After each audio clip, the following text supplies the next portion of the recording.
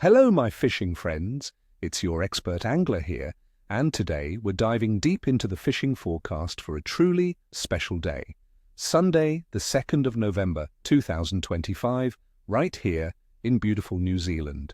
Get ready, because this day is shaping up to be quite intriguing, offering some fantastic opportunities, especially for those of you eager to cast a line in the burgeoning warmth of early summer.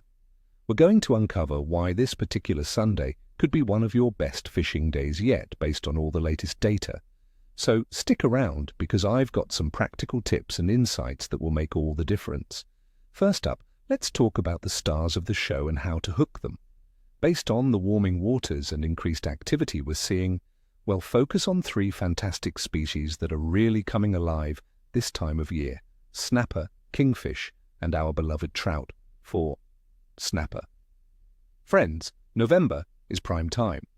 The warmer water temperatures are bringing these prized fish inshore, especially in the Hauraki Gulf and similar sheltered bays.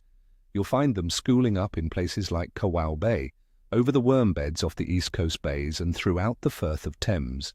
Look for depths between 10 and 20 meters, particularly around structures, reefs, and drop-offs where baitfish congregate.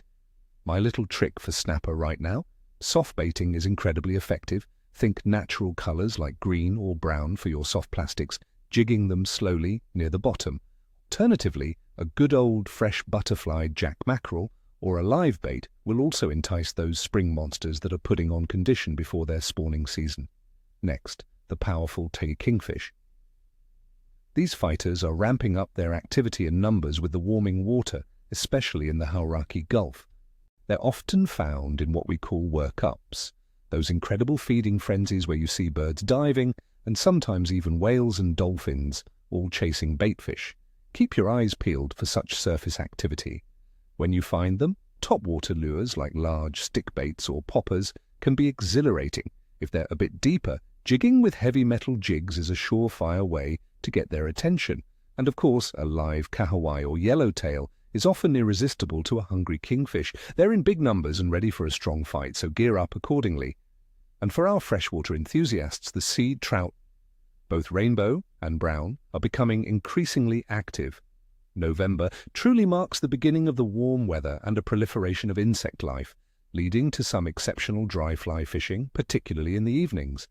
Rivers and streams, especially in the central North Island, will be firing as invertebrate activity increases. Look for them in riffles, seams, and around structure where food washes down. For rivers, nymphing with smaller, natural patterns or a dry dropper setup will be key during the day. As the sun sets on this 2nd of November, pay attention to evening rises for caddis. These can be truly exceptional throughout the country. For lake fishing, jigging is starting to kick in as water temperatures rise. Early mornings are best in around 6 to 9 meters of water, using green orbits or woolly buggers. Now let's break down the conditions for Sunday, the 2nd of November 2025, so you understand why the fish will be behaving this way. The weather. For much of New Zealand, especially around Auckland, we're looking at pleasant conditions. The air temperature will reach a comfortable high of around 21 degrees Celsius or 70 degrees Fahrenheit, dropping to about 12 degrees Celsius or 54 degrees Fahrenheit overnight. Expect mainly fine weather, though there's a chance of a light shower until the afternoon. The wind will be from the northeasterly direction, easing as the night approaches.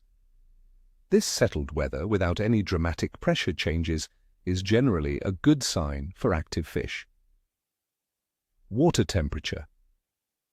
In the coastal waters around Auckland, the sea temperature in early November averages around 17 degrees Celsius, which is about 63 degrees Fahrenheit, ranging from 15 to 18 degrees Celsius. Inland lakes are also seeing a steady rise in temperature. This warming trend is crucial, my friends. It signifies the true beginning of the summer fishing season, boosting the metabolism of the fish and prompting them to feed more aggressively as they prepare for spawning. The moon phase. On Sunday, the 2nd of November 2025, well be under a waxing gibbous moon. This phase has about 87 to 92% illumination, and the moon will be roughly 12 days old.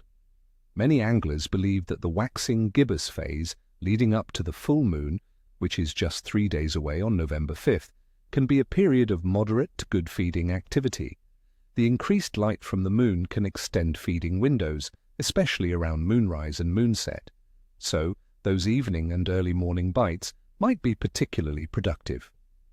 Overall fish activity. November truly sees the real beginning of warm weather and an explosion of insect life, which translates directly into increased feeding activity for freshwater fish. For saltwater species, the warming coastal waters bring in baitfish, creating frenzied workups for predators. This is a transitional period from spring to summer where fish are actively putting on condition.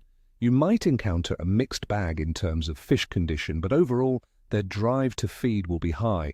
Considering all these factors, the mild, stable weather, rising water temperatures, a favorable moon phase, and the inherent biological drive for fish to feed heavily in early summer, my forecast for the 2nd of November is good to excellent.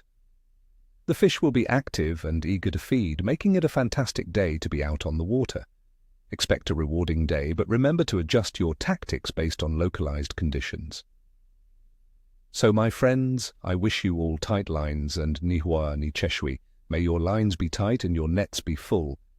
If you found this forecast helpful, please hit that like button, subscribe for more tips, and share your own fishing plans and observations in the comments below. What are you planning to chase this weekend? What's your secret weapon for early summer fishing in New Zealand? Let's chat in the comments. See you out on the water.